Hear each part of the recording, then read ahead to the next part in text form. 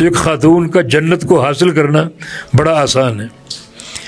نبی علیہ السلام کے حدیث جامع ترمذی میں المرأة اذا صلت خمسا وصامت شہرا، ایک خاتون 4 کام کر لے، بڑی پابندی کے ساتھ 4 کام کر لے، بڑی توجہ کے ساتھ اور خصوصی نظر کے ساتھ، 5 وقت کی نمازیں، رمضان کے روزے، اور پھر شوہر کی فرما برداری، وفا شعاری، اور چوتھی بات عزت کی حفاظت، پاک دامنی کی حفاظت رکھے، شوہر کی فرما برداری کر لے، اس کی ناشکری نہ کرے، اس کی نافرمانی نہ کرے۔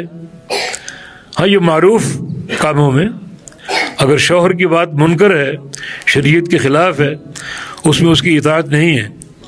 جو بات اس کی شریعت کے دائرے میں ہے اسی میں اس کی اطاعت کرنا ضروری۔ تو خاتون یہ 4 کام کر لے، جب قیامت قائم ہوگی تو اللہ تعالیٰ اس کے لیے جنت کے 8 دروازے کھول دے گا کہ جہاں سے چاہو داخل ہو جاؤ۔